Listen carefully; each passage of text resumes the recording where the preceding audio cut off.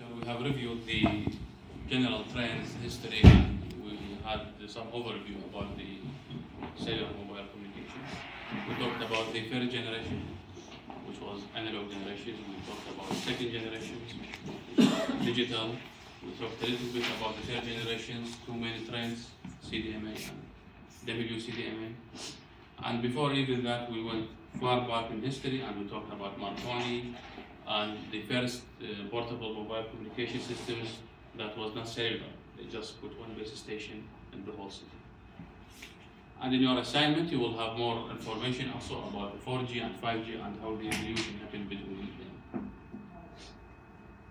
In this lecture, we will talk about the propagation characteristics of wireless channels. So here we start to use the power of mathematics to quantify the received power at the receiver. So basically, we have a transmitter antenna and we have a receiver antenna. We transmit a signal from here and we receive it at there. And if we transmit a power, for example, 10 watts at the transmitter, and the receiver, for example, is 5 kilometers away from the transmitter, the natural question that we should ask, how much power we will receive, right? We send 10 watts, so how much power we will receive? Is it more, less, the same? We should know that. And this characterization of the channel comes in the three sections that we will study. The first one is the attenuation, and this lecture is all about attenuation. The next lectures will be about indoor propagation and fading. So in this lecture, we will focus only on attenuation. And for the attenuation, we have two famous models that we are going to use, the Hatta model and the Nys model. Okay, so we said that this lecture is about attenuation. To understand attenuation, we need to understand a very important concept, which is the line of sight communication. So if you look at this figure here, you see there is the base station antenna and the mobile antenna. And usually the base station is higher. You put it on some building or something like that. If this is your mobile phone and you look to the base station antenna from this direction, you can see it, right? By your eyes, you can see it. There is what we call line of sight. In other words, there is no obstacle between you and the base station antenna. There is no building here, for example, that prevent you, the mobile user, from seeing the transmitter antenna. And when you can directly see the transmitter antenna, even if it is very far, and for example 5 kilometers, and really you cannot see it, but if we extend the line from your eye to the antenna, the line will touch the antenna, which means that there is a line of sight. There is no obstacle between you. So this is, for example, this laser pointer. If I point it to that point on the wall, there is a line of sight between the transmitter here and the receiver there. However, I can reach the same point by having some reflection. For example, if this is a good reflector, it is not. So imagine I have a good reflector here. I can reflect the signal from my laser pointer and back to the same point. And when this happens, we say this is non-line of sight communication. The 2 points have communicated, but there is no straight line that connected the transmitter to the receiver. So the ideal situation in which you get the best characteristics of the channel, the best received power, is when you have a line of sight communication. Here, you get the minimum amount of loss in your signal. When you have non-line of sight communication, because of reflection, for example, some of the power, when you have a body that reflects something, not all the power will be reflected, some of it will be absorbed. So when reflection happens, for example, some of the power will be lost. So we know when we have non-line of sight communication, we will lose some amount of the power. And the drop in the power you will have is more than what you would expect in line of sight communication, which usually happens in free space. So if you are in free space, there is an ideal situation there, no obstacles, you put transmitter, you put receiver, you get line of sight. If you are on Earth, in densities, you don't get line of sight. Because there are many objects that do what we have termed in the last lecture as the propagation effects. And one of the propagation effects is the reflection that we have discussed, but it is not the only one. you have diffraction, you have refraction, you have scattering, different types of propagation effects that lead to non-line of sight communication, and we'll go to the details of these. So whether you have line of sight or non-line of sight, you always lose the power. Even in free space, and there are no obstacles, the power received at the receiver will be less than the power transmitted at the transmitter. And later we will see why. This is simply because when the transmitter transmits a power, it will transmit it in all directions. So the power will be distributed among larger and larger surface areas. And your receiver is only at one point here. So whenever you go away, whenever you receive less and less signal. But in line of sight communication, this will be the best that you can have. In non-line of sight communication, the power received will be even less than this, will be even less than what you will get in a free space. So let's talk about some kinds of the propagation effects. The first one, reflection. And reflection is one, I think, the most intuitive one. You have the transmitter antenna here, you have a building here, you have the receive antenna here. You want to transmit in this direction, but because of this building, it will get to another antenna, it will get to another mobile station. So this mobile station got the signal in non-line of sight communication. This, of course, could be advantage or disadvantage. It is advantage if there is, for example, a building here that is a barrier between this transmitter and this receiver, so you bounce the signal over another building and you reach your receiver. But if it is later, we will see that this could be also a disadvantage because there is no barrier here, because your receiver will receive another copy of the signal in this direction, because there is line of sight, right, in this direction, and there is non-line of sight communication in this direction. So you receive two copies of the same signal, and we will see that this is bad things that we need to encounter. When reflection happens when the wavelength of your signal is much smaller than the features of the building. So when objects are much larger than the signal wavelength, this kind of propagation effects will happen. So the features of the building is features made the molecules that whatever this building is made of is much larger than the wavelength, will bounce. Of course, some of the power will be absorbed.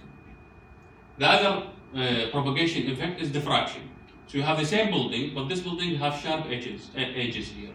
You send the signal in this direction, but the signal bent. Why? Because microwaves, electromagnetic waves want to fill this space on the left-hand side of the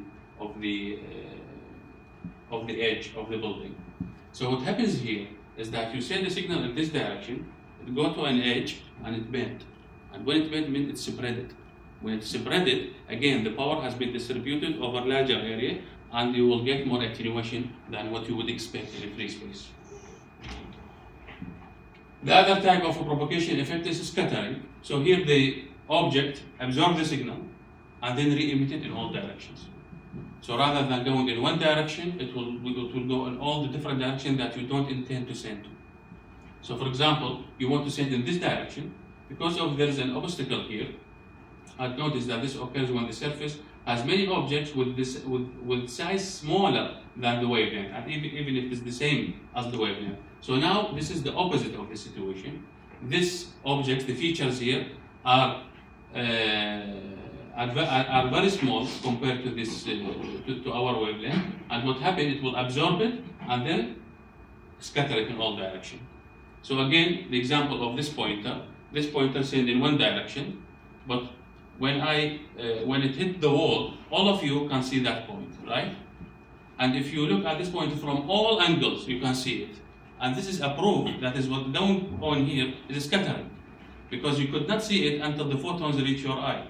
And since you can see it from all directions, it means this wall now is absorbing the light and then re-emitted in all directions.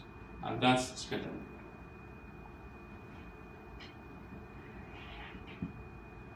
Okay. So these propagation effects, plus the free space propagation also, it will lead to two phenomena that we need to distinguish from each other: the attenuation and the fading. So what is attenuation? Attenuation is the continuous drop of power over distance. You send 10 watt, you stand 1 kilometer, maybe you'll find it 8 watt. 2 kilometer, maybe it is now 4 watt. Whenever you go away, you get less and less power. So this continuous drop in power, we call it attenuation. So the last figure here, I will start from the last figure. This figure represents attenuation. So on the x-axis you have the distance from the base station. So imagine the y-axis is the base station. And the x-axis is you that are moving away from the base station. And the y-axis measures the power consumption. So if you are very near to the base station, you get very large power. Whenever you get away from the base station, you move away from the base station over the distances of kilometers, 5 kilometers, 10 kilometers, you will notice that the signal you will receive would have less power. So imagine you have a mobile and you have a power meter in this mobile, so you can measure the power you receive. So whenever you move away, you will notice the power that your mobile receives is decreasing. And this decrement of power over distance is what we call attenuation. And usually you get this nice and smooth decrement in power when you are very far from the transmitter, in kilometers, 5 kilometers, 10 kilometers, etc. Okay, now you have decided to take your phone and move nearest to the base station. So you are at a distance between 1 to 2 kilometers. So you are near. This is maybe, for example, here 5. Here it is maybe 1 kilometer or 1.5 kilometer. What you will notice? You will notice again, whenever you come nearest and nearest, the power will increase because now you are very near to the base station. If you move away, the power will decrease. So still we can see this decrement in power. But you can notice there is something else also. There is a fluctuation in power. So there is no this nice decrement only in power. And when you move from one distance to another, the power might peak up or goes down. So there is no an added characteristic to the propagation of the signal. The first characteristic is the attenuation. But now we have something new that we call fading. So what is fading? The fading is the fluctuation of the power over distance, while the attenuation is the drop of the power over distance. Now we have two types of fadings, two types of this fluctuation. If the period of the fluctuation is large in terms of time or distance, we call it log-term fading. So it means I need, for example, to move 100 meters until I observe the second fluctuation. So maybe now here the power is 10 watt, and then I move 1 meter, the power drops to 0.5 watt after 100 meters. So the distance is large, and when the distance is large, we call it log-term fading. So the distance here, for example, between this fluctuation and this fluctuation may be 400 meters because this distance in kilometers. Okay, so when this happens, we call it log-term fading. And you notice fading is something probabilistic, it's a random process. And to describe it mathematically, we use something called log-normal distribution. Log-normal means that the variable that represent this fading, the log of this variable follows the normal distribution. So how we use this statistics, how we evaluate this type of fading, this is not in our lecture today. We said this is for the future. Our lecture today is only about attenuation. We only need to understand what is fading, but we don't need to understand why it happens and how we calculate it. So the other type of fading is that when you decide to even go nearest and nearest to the base station.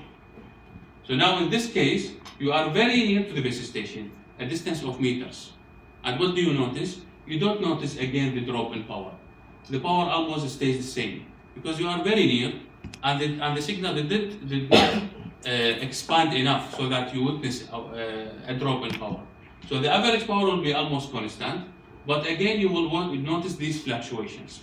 And the difference now is that the period between them is very short. So if you have a power meter, you will see that the power meter fluctuates at higher rate. Or, this is in case of time, or even if you are at a certain position and the power does not fluctuate, you move a little bit and it fluctuates a lot. So whether in distance or time, if the period between fluctuation is very small, we call short-term fading. And the statistics we use to describe this is Rayleigh fading. So in your equation sheet, you will see that we have equations here for the different types of fadings, and we will use that in the future lectures. So all what we need to understand now is the attenuation for this lecture, is the continuous drop in power over distance.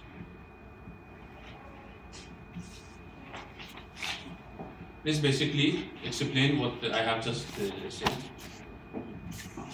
And now we want to quantify attenuation using mathematics. Okay? So we have the transmitter here, we have the receiver here. The transmitter transmits at power we call PT, power of the transmitter, and it has a gain of the antenna. And the gain of the antenna is a multiplication factor. So for example, you transmit 10 watt, and I tell you the gain of antenna is 2. So what is the total transmitted power? 20 watt, right? So the gain of the antenna comes from the shape of the antenna. So where do you get these two in the antenna? Yes, I'm just explaining this. The gain of the antenna, how we get it. Yeah, this is not like you have a voltage power and you add it to your transmitter. The gain of the antenna comes from the shape of the antenna. If the antenna is ideal, which we call isotropic, it will have gain equal to 1, because the isotropic antenna will send a power at equal value at the same distance. So if you look at it from all the different distances, you get the same received power.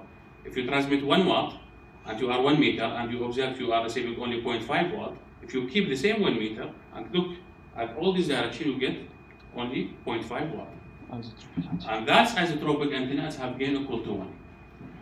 When you change the shape of the antenna, for example, take into example the Omni antenna. The Omni antenna will have a power in all these directions, high power in this direction, but very small power in this direction and this direction.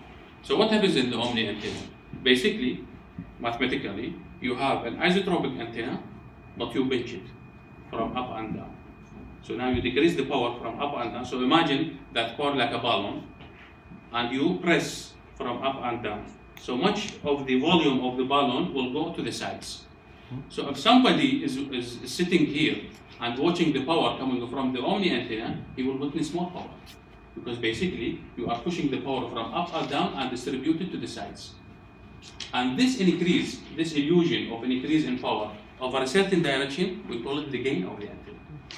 If you have parabolic antenna, which is this shape, right, and you put the transmitter here, it will be like a lens. It will take the power of the transmitter and send it into one direction. Go behind this antenna, how much power you will receive? Almost zero, nothing. Why? Because we took all this power and pushed it in this direction. So somebody who's sitting here, we will witness more power in this direction, and this more power he gets, we will gain of the antenna. The same you have in the receiver. At the receiver also you have a gain of the receiver, because if you are a good transmitter, you are a good receiver. Also you can collect much of the power in that direction. So you get a gain at the receiver, and also an incident power at the receiver. And we want to calculate basically this value, the received power. You send PT, you have a gain in the transmitter, and you receive this P received, the power you have received at this distance, and then you multiply by this factor, because you have also a certain shape of the antenna. And you have a distance between the transmitter and the receiver, and we want to quantify PR. That's all what we want to do in this lecture. I send PT, I amplify it in the antenna received, and amplify it at the transmitter antenna. I amplify it at the received antenna using certain shape of the antenna, and I want to calculate the power received. The first thing we will notice that the power received will drop following an inverse square law. Okay, so it is intuitive for us that if you transmit a power and you move away from it, you get less and less power, and you get less and less power with an inverse square law, so proportional to 1 over d squared. And the main reason for that is that this power will be, when it is transmitted, especially from isotropic antenna, it will be distributed along the surface area of the front of the signal. And if it is isotropic antenna, the surface area will be sphere. And the surface area of a sphere is 4 pi r squared, right? So when you divide the power over the surface area, at the denominator, you get this r squared. And your power will decrease with this r squared, with this factor of r squared. So because you are distributing over a surface of a sphere, you will go, this is proportional to the, you will go with an inverse square law. Which means if you double the distance, your power will drop by 4, not by 2. Okay, so Friz, who is an engineer and scientist at Bell Labs, he calculated the exact received power.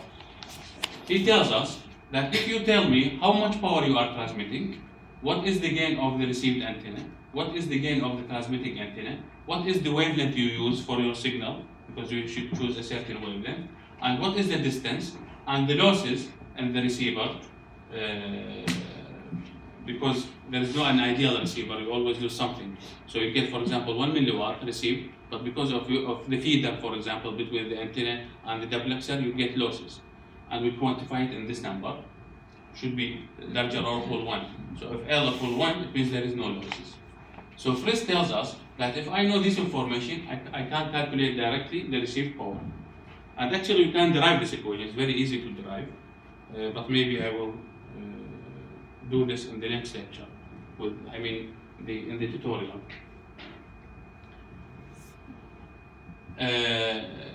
So now we have an equation that calculates the received power, and we should notice the units here. So the received power, if the transmitted power in watt, so you should expect the received power should be in watt also. In milliwatt you transmit, you should calculate the received power in milliwatt. So always match the units. The distance here, for example, should be in meter. This L will be given to you.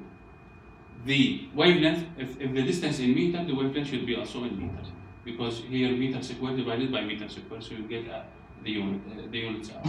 The gains are unitless, they are just multiplication factors, and the power, as I said, depends on what you use. If the equation comes to you in watt, then the power will be in watt in the transmitter side, and the receiver will be also in watt.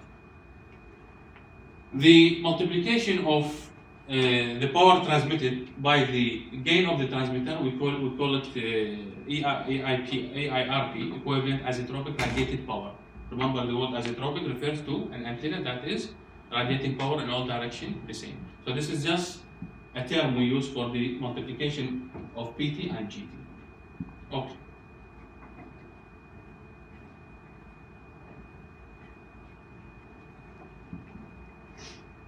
All the equations that we will derive in this lecture will come basically from this equation. It's just another way to look at this equation here.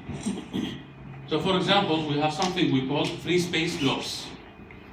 The free space loss, basically, it is so the losses in free space basically is the power transmitted divided by the power received. So you transmit, for example, 10 watt, you receive 1 watt, the loss in free space is 10. So if you look at this equation and you divide the power transmitted over the power received, what you will get in the other side are the gains, the lambda, the D, and the L. If you assume L equal to 1 and the gains equal to 1, all what you are left with is the lambda and the D. If you take the log, here, all what you get is lambda and D squared if you divide the power transmitted or power received. And if you take the log of both sides, it means you will measure the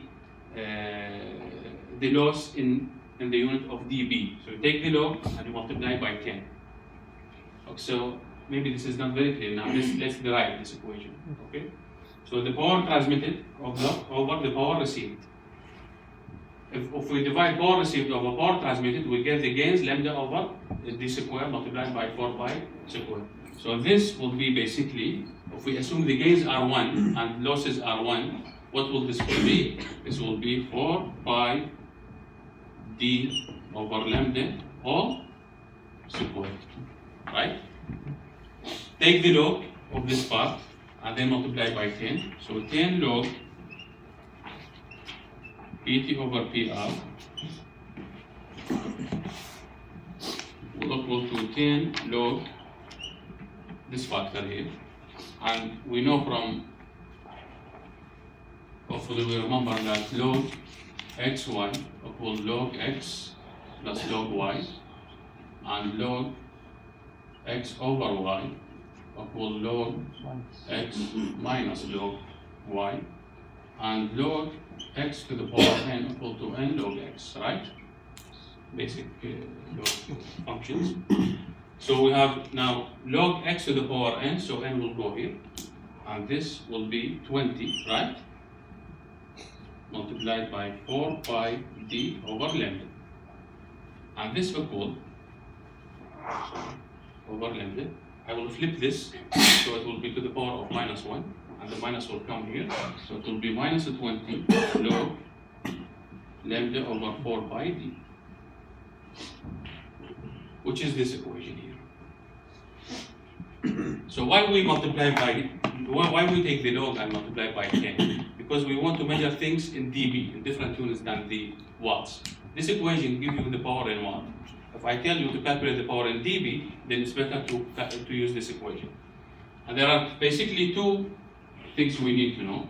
That if we have a power in watt, and we want to convert it to a power in dB, basically dBm, and m refers to milliwatt, all what you need to do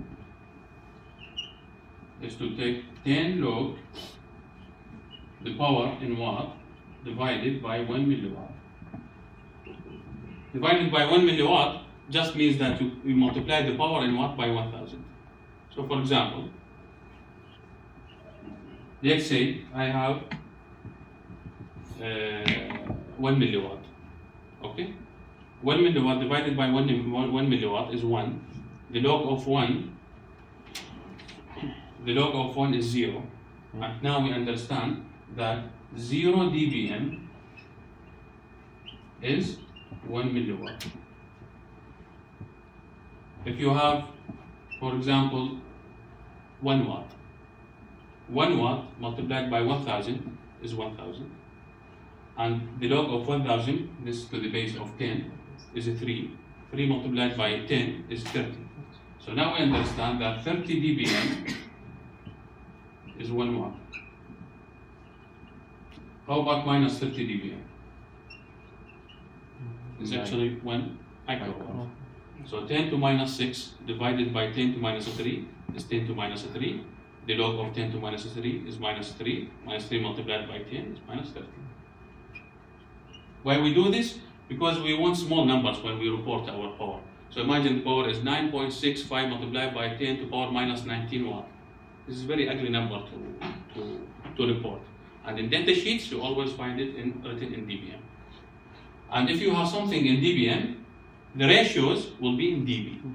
So for example, I have the transmitter and I have the receiver. When I take the ratio between them, this ratio will be measured in dB. So the loss will be measured in dB. Given that, I take the log and multiply by 10. Because also here we take the log and multiply by 10. So if you notice that the ratio is unitless number. So if you have a ratio which is a unitless number, you take the log, you multiply by 10, this is in dB. The result will be called in decibel. But if you have a value for the power, and you want to calculate using the same method, divide by 1 milliwatt, and then take the log and multiply by 10, we say dBm. So we should differentiate between dB and dBm. dBm quantify power. dB quantify gains, ratio between two numbers. Okay. So the loss in free space is a ratio, so it should be in dB. The input power and output power are watts, so they should be in dBm. Okay. So now let's continue, since we have already done that. So 10 log PT, right, minus 10 log PR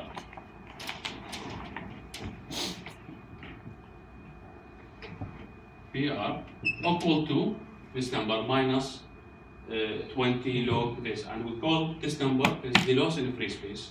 So this 2 equal to the loss in free space. So now we have a nice equation. Here, this is just PT in dBm, right? So here PT in power in watt. We take the log and we multiply by 10. This one is the received power in dBm. And this one is the loss in free space in dB. So now we have simple equation that tells us if you want to quantify the power received in dBm, this will be equal to the power transmitted minus the losses in the channel. That's it. So for example, if the power transmitted is 1 milliwatt, so 1 milliwatt in dBm, 0. And the losses are 3 dB. So 0 minus 3, sorry, and the losses are 30, let's say. So 0 minus 30 is minus 30. So the received power is minus 30 dBm, and minus 30 dBm is 1 microwatt, remember? So that's what simplifies. So rather than multiplications and all this mess, we do subtraction and addition, that's it. If you know the free space loss and you know the transmitter power, you can calculate the received power. So today, you can go back to your home and go to your access point, open the data sheet, and read the transmitter power of your access point. Most of them will be about something about 27 dBm. And if you know the loss in a free space, an ideal situation, you can estimate how far you can be from your access point. Because how we know that? Because if we know this, we can calculate the received power, right? And if you go to your mobile phone or any other device, you will see the minimum received power that you should get in order to receive the signal. So let's say that the minimum received power is minus 50 dBm. And you know the transmitter power. And somehow you calculated the loss in the free space in your home. And this is not something difficult to do. We'll see later how. So subtract the transmitter power of your access point minus the losses in your home, you will get the received power at certain distance. Compare this to the minimum received power in your receiver, and you will know whether you will receive the signal or not. So this is very easy equation to use and calculate the received power.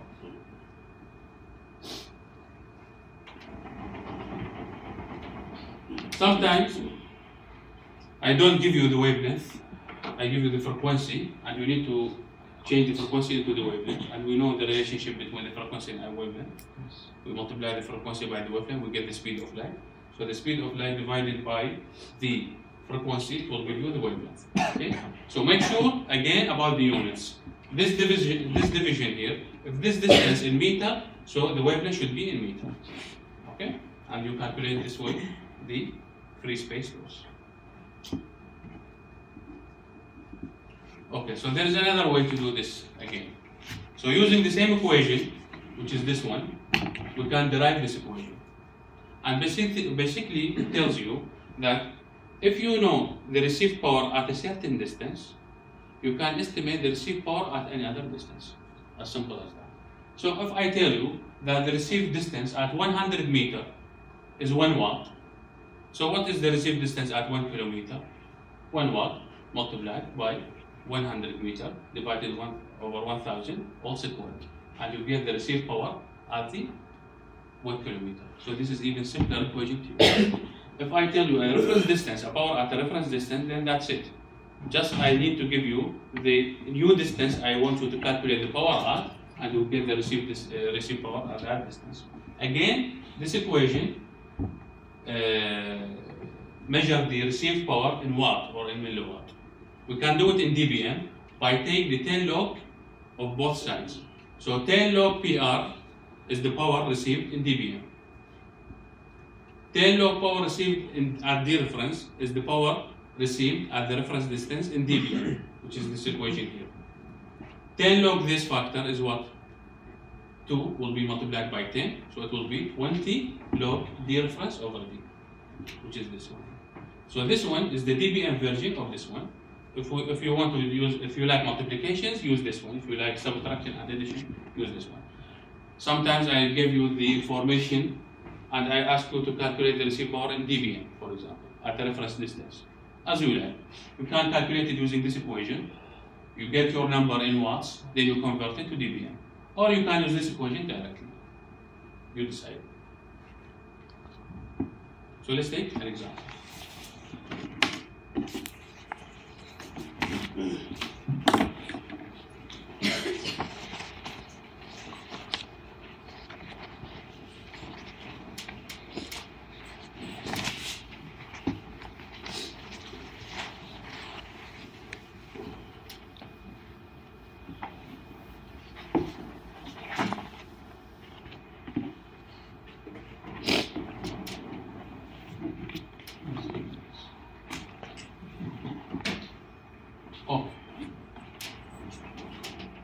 Consider an antenna transmitting a power of 10 watt.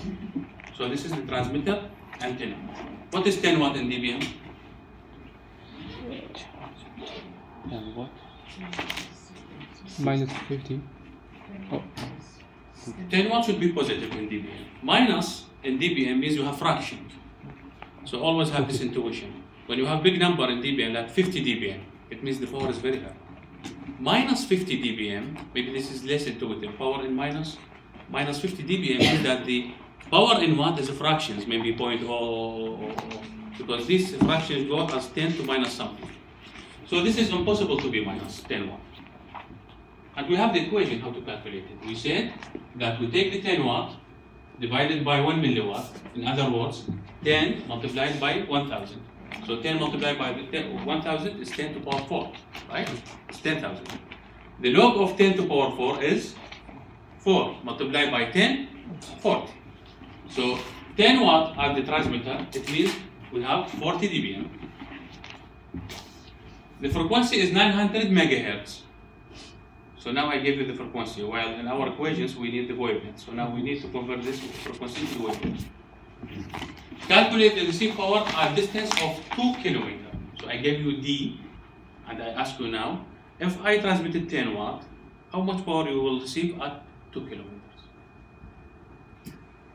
If the propagation takes place in a free space. So by saying in a free space, I already gave you the equation. So you know which equation you should use. The free space equations, because later we will see non-free space equations. Hatta model and Lee's model that works in cities or in rural areas. This is not free space. You have propagation effects. So the attenuation is more.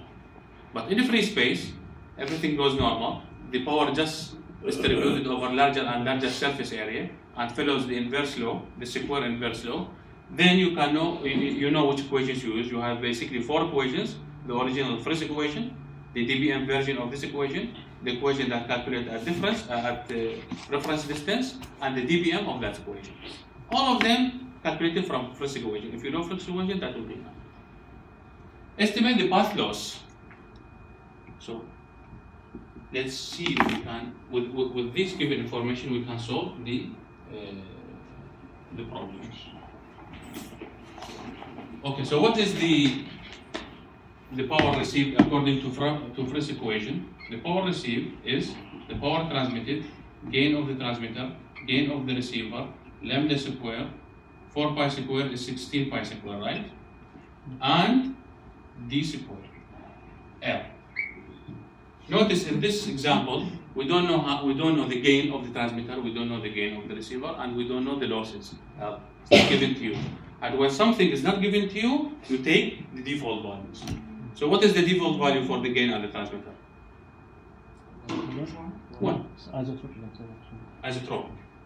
What is the default value of the gain at the receiver? 1. What is the default value for the losses? Ideal value of the losses? 1. Means you don't have losses. So I didn't specify something to you. Assume the default values. So GT, GR, and L take 1 default. So now the equation is even simpler. The equation will be the power received multiplied by lambda square over 16 pi square d square. Okay. How about lambda? Lambda is C over F. We need to calculate lambda now. I didn't give you lambda, I gave you the frequency.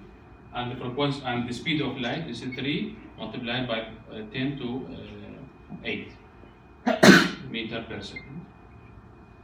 3 by 10 to the power 8. The frequency is 900 mega, so it is 9 multiplied by 10 to, mega is 10 to the power 6, 100, 6 plus 2, so also to the power of 8 hertz. So power of 8 will go with the power of 8, and you will have basically 3 over 9, and 3 over 9 is 1 over 3 meter. So this is fairly long wavelength, quarter of a meter. Okay, we know the wavelength, we know the distance, you can calculate the received power.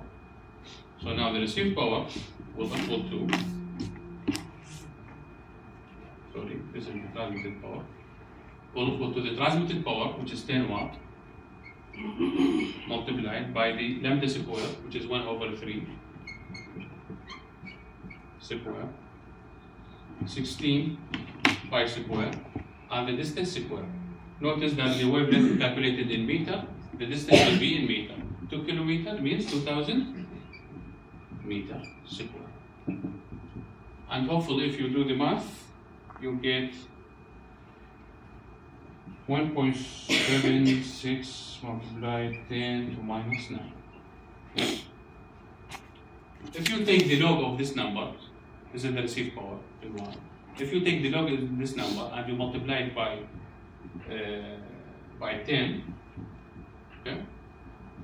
So this is L1, and we can convert it into dBm by multiplied by 10, and then take the log, and then multiplied by 1000, take the log, and then multiply by 10 using this equation. You will get minus 57.5 dBm. Okay, so the received power is minus 57. Minus 57 means it is very small power in fractions. While we send 40 dBm, so the power has dropped from 40 dBm to minus 57. Can we calculate the losses now? It means we don't have a good channel between transmitter and receiver. We don't have A good channel between transmitter and receiver. which channel? Good channel. I mean the So channel. actually we have the best channel because this is a free space communication. But why But the distance, because we said that the power drops with the square of the distance. Yeah, You double the distance, the power will drop by the factor of 4. So actually the drop of the power is high, even in free space. And it will get worse in the cities. So you get even less than these numbers in the cities. And this is the challenge of engineers, how to get a good reception at even worse power than the free space power. Okay. Now we know the transmitting power, we know the received power, we can calculate the losses. We said, which is the second part of the question, we said that the power transmitted minus, we don't do this. We said the power received equal to the power transmitted minus the losses, right? The free space. So now we want the losses, we take it into this side. So the losses in free space will equal to the power transmitted minus the power received. The power transmitted in dBm is 40. 10 watt is 40. So 40 minus 57.5. And this is 97.5 dB. Because this is the losses. The losses we measured in dB. So about 100 dB. So we send 40 dBm minus about 100, you get about something about minus 60 at the receiver. Oh.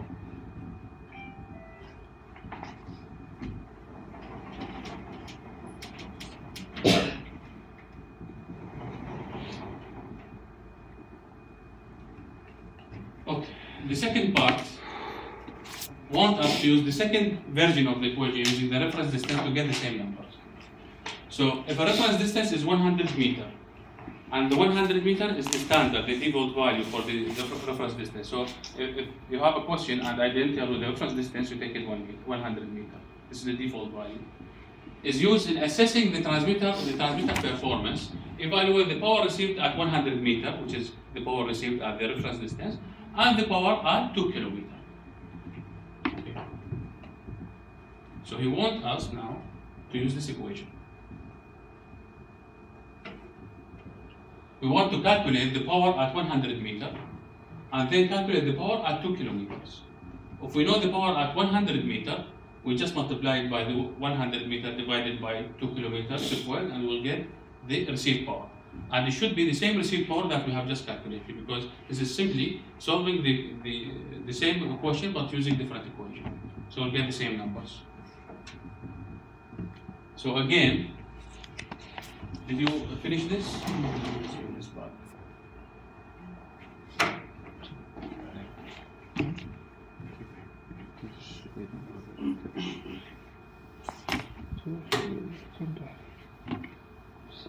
Okay,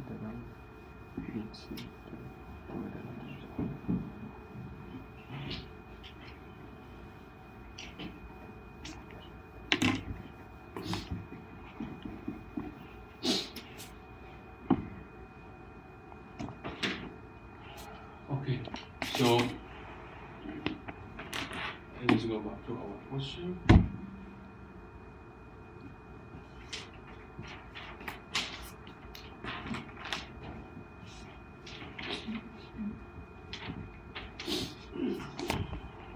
Okay, so the power received at D equal to the power received at D reference multiplied by the D reference over D all squared.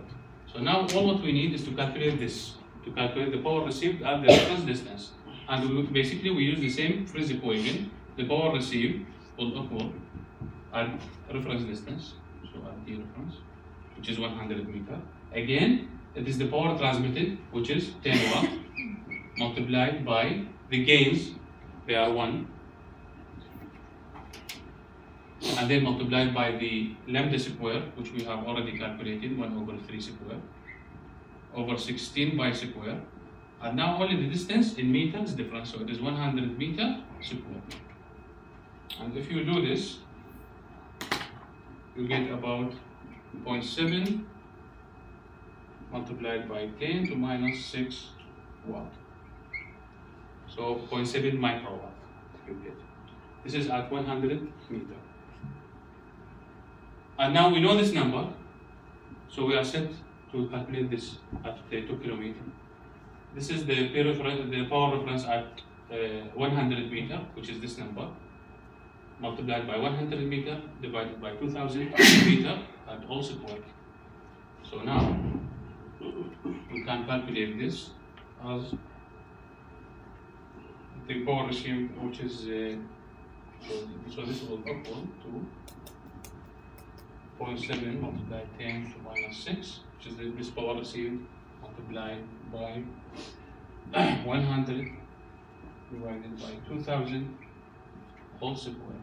And when you do this, you get exactly the same number, 0.7, 1.76 multiplied by 10 to minus 9.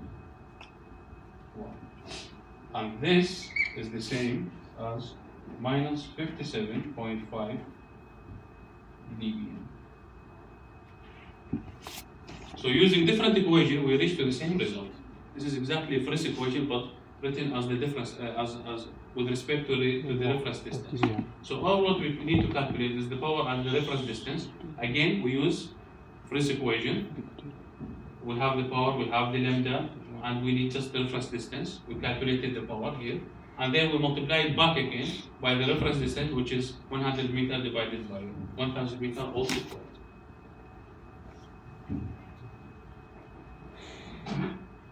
So these are the typical questions you get from about Friis equation. I ask you to calculate the received power, I give you transmission power, some gains, some losses, some distance, and then maybe I ask you to calculate the path loss or the power values in dBm.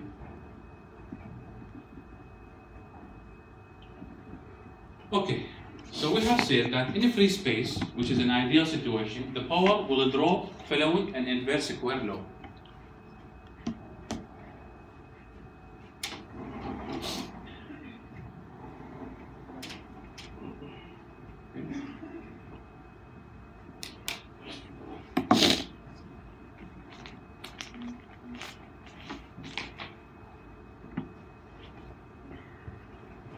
However, a null line of sight communication, which is not in a free space, in cities for example, this exponent will increase, will be more than 2, which means the power will drop at higher rates.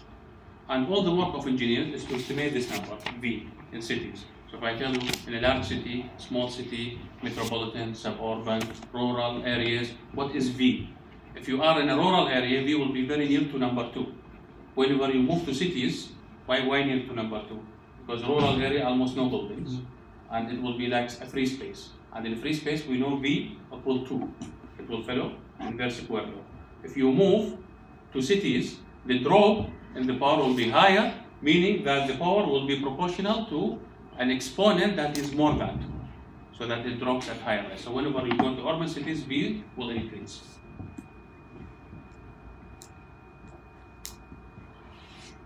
So basically, we can take this equation, that which is the equation that calculates at a reference distance, and redesign it to accommodate this value of V.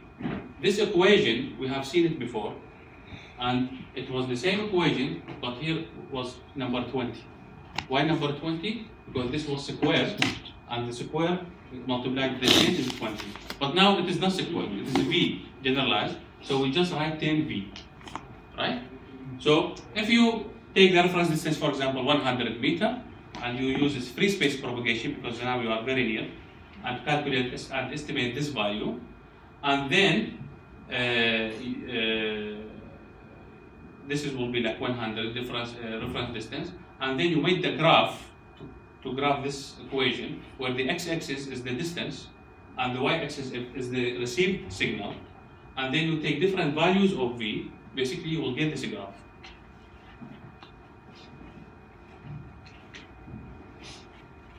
Basically, you will get this graph. So the x-axis is the distance in kilometer. I will go back now to the equation. So the x-axis is this number, D. The y-axis is the received power. So the y-axis is this one in dBm. And you use a transmitter power of 100 dBm. You use it basically to calculate, to use the first equation to calculate this value here. Now, what is the unknown? V.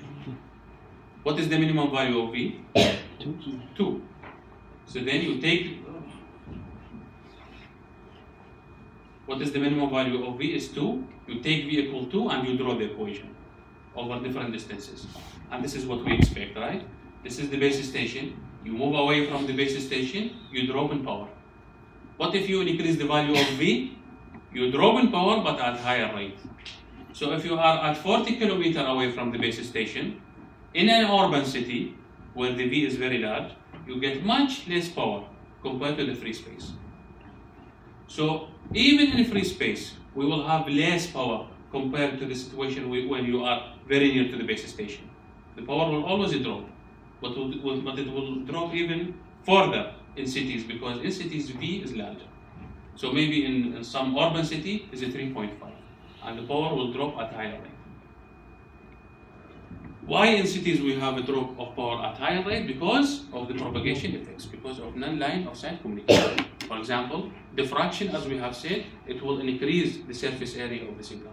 So the power will be distributed over more surface area, and you get even less power per your antenna, at your antenna.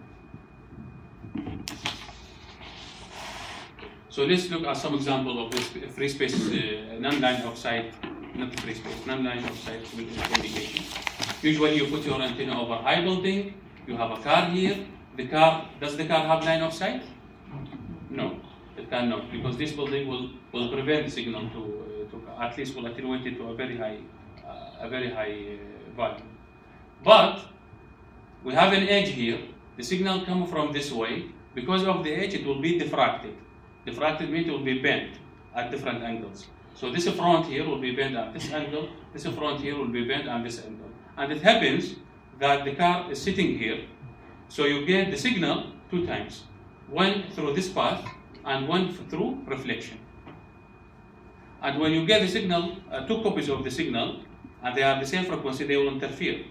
So if you have a bad luck, you will sit in this destructive interference area, and you get almost no power. So, but what about if you have a good technique to combine these 2 signals? And exactly, and that's called the fading mitigation. We will talk about later. Those multipath techniques to combine and extract the signal. You can take advantage from this scenario. Exactly. It's not always bad. Yes, but if you don't do anything, in some areas you will get a lot of fading.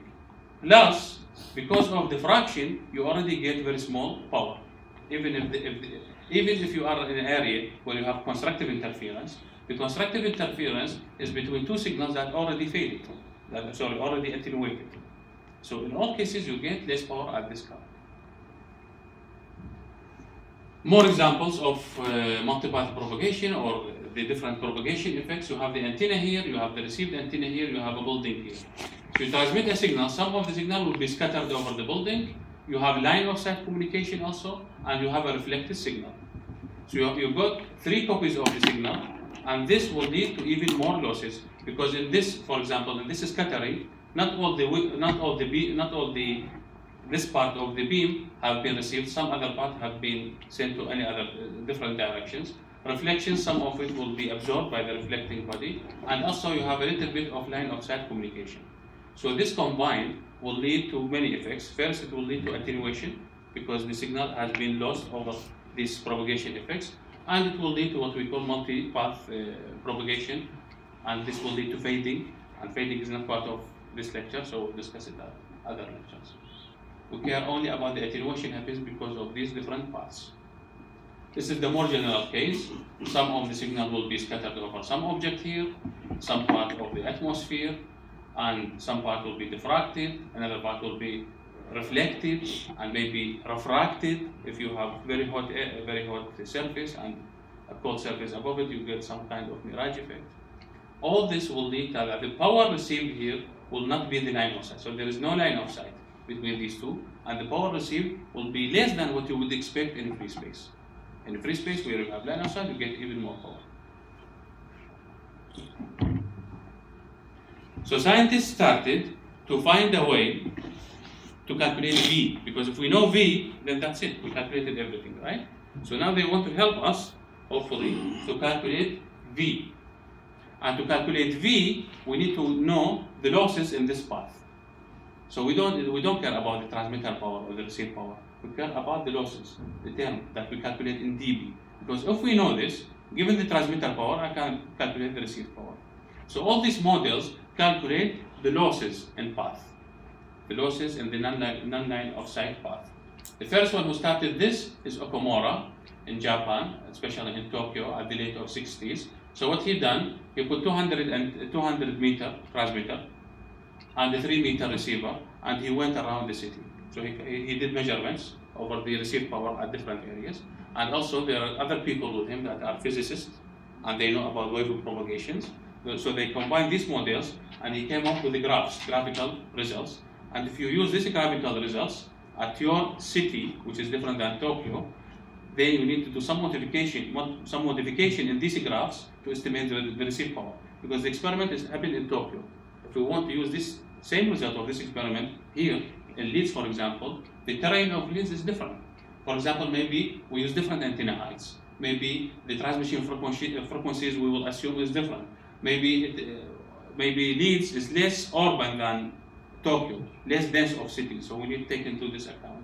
So all these modifications, Okumura accumulated in his model. So you can choose and pick each one and modify it according to your situation, and then use his graphical results, and you know then the losses of your path. And you can see it is very difficult thing to do, especially at this period where computers are not advanced enough to do all this type of processing.